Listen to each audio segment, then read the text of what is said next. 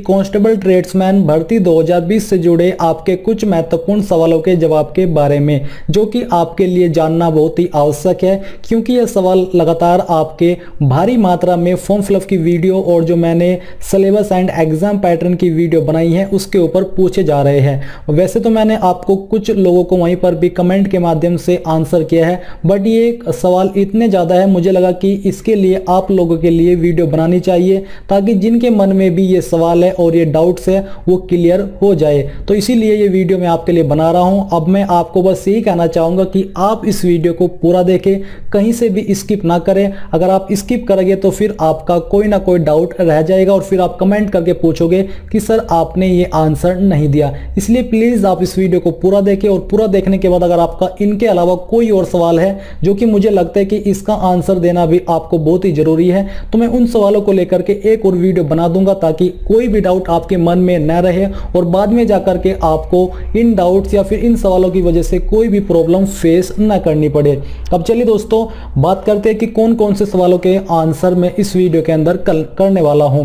तो यहां पर आपके 4 सवाल मैं इस वीडियो के अंदर कवर करने वाला हूं, और वो सवाल कौन कौन से हैं अगर आपने वीडियो का थंबनेल देखा है तो आपको पता होगा। और यहां पर इस वीडियो के अंदर भी मैं सवाल ऐड कर दे रहा हूं ताकि आप इनको रीड कर ले, और अगर आपके जो आपका सवाल है या फिर जो आपका डाउट है वो इनके अंदर है तभी आप वीडियो देखें, अन्यथा आप वीडियो ना देखें, क्योंकि आपका टाइम फिर वेस्ट हो जाएगा।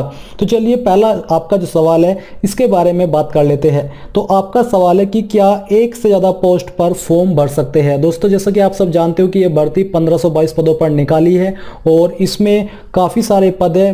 वैसे तो कांस्टेबल का पद है, बट वो अलग अलग ट्रेड के अंदर निकाला है। तो आप लोगों का यहाँ पर सवाल आ रहा है कि सर क्या हम एक से ज्यादा पोस्ट पर अप्लाई कर सकते हैं। तो दोस्तों, मैं आपको बता दूं कि आप लोग इसमें एक से ज्यादा पोस्ट पर अप्लाई नहीं कर पाओगे। जी हाँ दोस्तों, आपने सही सुना, आप इसमें एक से ज्यादा पोस्ट पर अप्लाई बिल्कुल भी नहीं कर सकते। अगर आप 2 पोस्ट पर अप्लाई करोगे, वैसे तो आप अप्लाई कर दोगे, आपको कोई प्रॉब्लम नहीं आएगी अगर आप ईमेल आईडी और नंबर दूसरा डालें, बट ऑफिशियली ये आपको मना किया है कि आप एक ही पोस्ट पर अप्लाई करें। अगर आप 2 पोस्ट पर अप्लाई करोगे तो आपके दोनों फॉर्म कैंसिल कर दिए जाएंगे।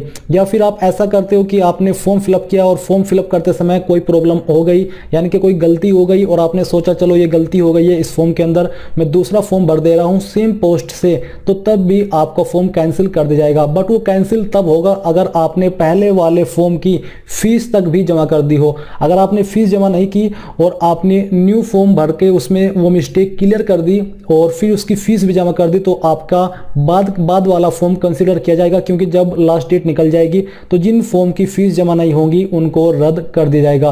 अब इसका ऑफिशियल आंसर आप यहां पर देख लीजिए। आपको यहां पर पार्ट 1 के अंदर ऑफिशियल नोटिफिकेशन के अंदर ही पोस्ट में दिया जा रहा है कि candidate will have to fill the post name for which he she wants to apply. तो ये है ही। नीचे आप देखोगे कि a candidates can apply for only 1 post. तो यहां पर आपने देखा कि ऑफिशियली इन्होंने इंस्ट्रक्शन के अंदर या फिर गाइडलाइंस के अंदर आपको बोला है कि a candidates can apply for only 1 post. तो यहां पर दोस्तों अब आपको इसका ऑफिशियल आंसर भी मिल गया है, इसलिए आप 2 पोस्ट पर अप्लाई करने की कोशिश न करें, नहीं तो फिर आपको प्रॉब्लम हो जाएगी। अब चलिए, इसका आंसर हो चुका है। अब आपके अगले सवाल की तरफ बढ़ते हैं। तो आपका अगला सवाल है कि क्या बिना एक्सपीरियंस सर्टिफिकेट के भी अप्लाई होगा, या फिर अगर हमारे पास एक्सपीरियंस नहीं है और हम फ्रेशर के रूप में अप्लाई करना चाहते तो क्या हम अप्लाई कर सकते हैं। तो दोस्तों, इसका जो आंसर है वो भी आप यहां पर अच्छे से समझ लीजिए। दोस्तों, जैसा कि आप यहां पर इस नोटिफिकेशन में एलिजिबिलिटी कंडीशंस के अंदर देख सकते हो कि अप्लाई करने के लिए किस पोस्ट पर क्या क्वालिफिकेशन चाहिए और क्या एक्सपीरियंस चाहिए, ये जानकारी यहां पर दी जा रही है। और सभी पोस्ट में कोई ना कोई एक्सपीरियंस आपसे मांगा है, और ऐसे में ये एक्सपीरियंस कुछ पोस्ट पर तो जरूरी रूप से मांगा है, यानी कि अगर आपके पास एक्सपीरियंस नहीं होगा तो आप उसके लिए एलिजिबल नहीं होंगे अप्लाई करने के लिए। बट एक इसमें एक जो लूप होल है वो ये भी है कि जब आप फॉर्म को भरते हो तो वहां पर आपके सामने जो एक्सपीरियंस की जानकारी का जो सर्टिफिकेट है वो अपलोड करना होता है, वो कंपलसरी रूप में ऑप्शन ऐड नहीं कर रखा।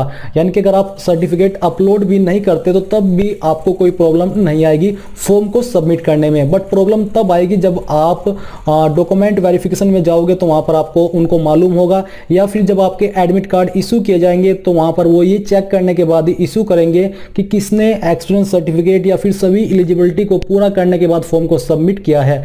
जिनके फॉर्म बिना कंप्लीट एलिजिबिलिटी के सबमिट होंगे उनके फॉर्म को रद्द कर दिया जाएगा। तो ऐसे में यहाँ पर मेरा ये जवाब यही है कि आप बिना एक्सपीरियंस सर्टिफिकेट के अप्लाई न करें, क्योंकि उसका कोई फ़ायदा नहीं होने वाला है, आपको रिजेक्ट कर दिया जाएगा और एडमिट कार्ड से पहले या फिर जब डॉक्यूमेंट वेरिफिकेशन होगा तब। तो यहाँ पर ये आप बिल्कुल क्लियर करें कि आप बिना एक्सपीरियंस सर्टिफिकेट के अप्लाई ना करें। और किस पोस्ट पर बिना एक्सपीरियंस सर्टिफिकेट के अप्लाई होगा ये भी आपको यहाँ पर अभी आंसर मिलने वाला है, क्योंकि इससे अगला जो सवाल है वो इसी से जुड़ा हुआ है। तो यहाँ पर आपका सवाल है कि क्या सिर्फ 10वीं पास से कौन सी पोस्ट पर फॉर्म भरे। बेसिकली सवाल ये कि आप लोगों ने पूछा था कि सर सिर्फ मैं 10वीं पास हूँ तो क्या मैं अप्लाई कर सकता हूँ, अगर कर सकता हूँ तो कौन सी पोस्ट पर अप्लाई कर सकता हूँ। तो यहाँ पर दोस्तों सिर्फ एक ही पोस्ट ऐसी है, एक या फिर दो पोस्ट ऐसी है जिन पर आप सिर्फ 10वीं पास से अप्लाई कर सकते हो, चाहे आपके पास कोई एक्सपीरियंस सर्टिफिकेट है या फिर नहीं है।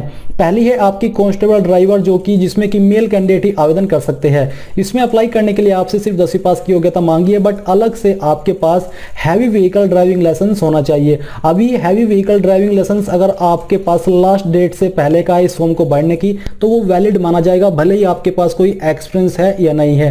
बाकी केस में मैंने देखा है जिसमें आपसे एक्सपीरियंस सर्टिफिकेट ड्राइविंग लाइसेंस मांगा जाता है, उसमें आपको बोला जाता है कि आपके पास 3 साल पुराना जो लाइसेंस है वो होना चाहिए। उसका मतलब ये हो जाता है कि हाँ इसके पास कम से कम 3 साल का एक्सपीरियंस है, बट इसमें ऐसा नहीं है, आपसे सिर्फ हैवी व्हीकल ड्राइविंग लाइसेंस मांगा है। अगर आपके पास है और आप 10वीं पास हो तो आप इसमें अप्लाई कर लीजिए, कोई भी प्रॉब्लम नहीं आएगी। फिर आती है आपकी एक और पोस्ट जिस पर कि बिना एक्सपीरियंस के आप आवेदन कर सकते हो, या फिर कह लीजिए कि 10वीं पास से अप्लाई कर पाओगे। ये है आपकी कांस्टेबल वेटरनरी की। इसमें आपसे बोला कि 10th या फिर मैट्रिकुलेशन विद साइंस, अगर आपने 10वीं अपनी साइंस सब्जेक्ट के साथ पास की है तो आप इसमें बिना एक्सपीरियंस के अप्लाई कर पाओगे। अब आप कहोगे कि यहाँ पर डिजायरेबल में बोला है कि 1 year experience in treatment of different species of animals in a recognised veterinary hospital. तो यहाँ पर दोस्तों डिजायरेबल का मतलब मैं आपको बता दूं, डिजायरेबल का मतलब ये है कि ये इनको चाहिए। अगर आपके पास नहीं भी है तो आप तब भी 10वीं पास से, अगर आपने साइंस से की है 10वीं, अप्लाई कर सकते हो। बट जिन कैंडिडेट के पास 10वीं भी होगी और ये 1 साल का एक्सपीरियंस सर्टिफिकेट भी होगा, उनको ज्यादा प्रेफरेंस दी जाएगी इस पोस्ट पर सिलेक्शन के रूप में। इसलिए आप, अगर आपके पास सिर्फ 10वीं है और साइंस से आपने की है तो आप इस पर अप्लाई कर लीजिए, आपको कोई भी प्रॉब्लम नहीं आएगी। बट जैसा कि मैंने आपको कहा कि प्रेफरेंस उनको मिलेगी फर्स्ट वाली जिनके पास 10वीं तो होगी, साथ में सर्टिफिकेट भी होगा 1 साल का। बट अगर इसमें सभी कैंडिडेट ऐसे अप्लाई करते हैं जिनके पास सिर्फ 10वीं है तो फिर उन्हीं में से आपका सिलेक्शन कर लिया जाएगा। बाकी की जितनी भी पोस्ट है उन पर आपसे सर्टिफिकेट जरूरी रूप से मांगा है। अब यहाँ पर आपको इसका जवाब भी मिल गया होगा। तो बात कर लेते कि क्या सभी 1522 पदों पर स्किल टेस्ट लिया जाएगा। ये सवाल भी आपका काफ़ी ज़्यादा बार पूछा जा रहा है, सभी कैंडिडेट के द्वारा पूछा जा रहा है, और ये मेनली पूछा जा रहा है जो आपकी कांस्टेबल वेटरनरी की पोस्ट है कि क्या सर इसके ऊपर भी स्किल टेस्ट होगा। तो मैं आपको बता दूं कि इन्होंने यहीं पर आपको इसी नोटिफिकेशन के अंदर बोला है कि हाँ सभी पोस्ट पर आपका स्किल टेस्ट होगा और ये आपको देना ही होगा। मैं आपको यहाँ पर ऑफिशियली भी इसी नोटिफिकेशन से ये जानकारी रीड करके दिखाता हूँ ताकि आपको ये ना लगे कि हाँ मैं आपको कोई फेक जानकारी दे रहा हूँ। तो आप यहाँ पर देखोगे common entrance test for all post CET will be of 2 hours duration and will be of 100 marks. इसके लिए आपको यहाँ पर 100 मल्टीपल क्वेश्चन दिए जाएंगे। अब इसी में नीचे आते हैं documentation and skill test. After completion of written examination a call list of candidates up to 20 times of the vacancies category wise will be prepared to put through the documentation process period to appear in skill test. यानी कि जितने candidate भी ऊपर वाले जो round है उनको clear कर लेंगे, उनके 20 गुना ज़्यादा कैंडिडेट कैटेगरी वाइज आगे भेज जाएंगे डॉक्यूमेंट और स्किल टेस्ट के लिए। अगर आपके कागजात यानी कि डॉक्यूमेंट सही पाए जाते हैं फिर आपका स्किल टेस्ट होगा और स्किल टेस्ट आपका सभी पोस्ट पर होगा। आप यहाँ पर देख लीजिए कि the skill test for all the post will be of 50 marks, यानी कि सभी पोस्ट का स्किल टेस्ट होगा। The minimum qualifying marks for all candidates including SC ST, यानी कि सभी कैटेगरी कैंडिडेट को जो स्किल टेस्ट होगा उसमें कम से कम 60% लाने होंगे, तभी आप ये स्किल टेस्ट क्वालिफाई कर पाओगे। अब स्किल टेस्ट क्या है? स्किल टेस्ट यही है, अगर आप बार बार की पोस्ट पर अप्लाई कर रहे हो तो आपसे वहां पर जो कटिंग है, सेविंग है वो करा करके देखी जा सकती है। सफाई वाला की पोस्ट पर अप्लाई कर रहे हो तो सफाई से रिलेटेड कुछ करना होगा। तो इसी प्रकार से जिस ट्रेड में भी आप अप्लाई कर रहे हो उसी ट्रेड से रिलेटेड आपको कुछ काम दिया जाएगा। आपको मे भी वहां पर एक एग्जाम्पल भी देकर के दिखाया जा सकता है कि आपको ऐसे करना है। उन पोस्ट पर, जिन पोस्ट पर आपको कंफ्यूजन है कि हाँ इसमें इसमें मुझे क्या करना होगा स्किल टेस्ट में। बाकी की पोस्ट तो कुछ ऐसी है जिनमें क्लियर है कि हमसे ये काम कराया जाएगा। जिसकी कांस्टेबल ड्राइवर की पोस्ट है तो आपको पता है कि हाँ उसमें आपसे ड्राइविंग करा करके देखी जा सकती है स्किल टेस्ट के अंदर, तो ये आपको क्लियर हो गया होगा। अब आपका एक सवाल ये भी है कि जो प्रोफेशनल क्वालिफिकेशन, जब आप फॉर्म को भर रहे हैं वहां पर आते हैं प्रोफेशनल क्वालिफिकेशन सर्टिफिकेट, तो वहां पर दोस्तों अगर आपने प्रोफेशनल क्वालिफिकेशन कोई उसकी जानकारी भरी है अतिरिक्त फॉर्म को भरते समय क्वालिफिकेशन के अंदर, या फिर आपके पास कोई अतिरिक्त प्रोफेशनल क्वालिफिकेशन है, तो वहां पर आप वो सर्टिफिकेट अपलोड कर दीजिए, नहीं तो आप उसको खाली छोड़ दीजिए। या फिर जब आप सर्टिफिकेट एक्सपीरियंस सर्टिफिकेट अपलोड करते हैं और उसके लिए आपको कोई अलग से विकल्प नहीं दिया जा रहा है एक्सपीरियंस सर्टिफिकेट अपलोड करने का, तो आप वहां पर अपना एक्सपीरियंस सर्टिफिकेट भी अपलोड कर सकते हैं। इसमें आपको कोई चिंता करने की आवश्यकता नहीं है, कोई भी ऐसी प्रॉब्लम आपके सामने वहां पर नहीं आएगी। तो यहां पर दोस्तों मैंने आपको इन 4 सवालों के जवाब दे दिए जो कि मुझे लगा कि आपके सबसे ज्यादा बार पूछे गए हैं। इसके अलावा अगर आपके कोई और सवाल भी है जो कि आपको लगता है कि हाँ इनका आंसर हमें मिलना चाहिए, या फिर आपके डाउट है, तो आप वो कमेंट के माध्यम से पोस्ट कर दीजिए। जो सवाल सबसे ज्यादा बार पूछा जाएगा मैं उनको लेकर के जल्द ही 1 या 2 दिन के अंदर वीडियो बना दूंगा ताकि आपको उनके आंसर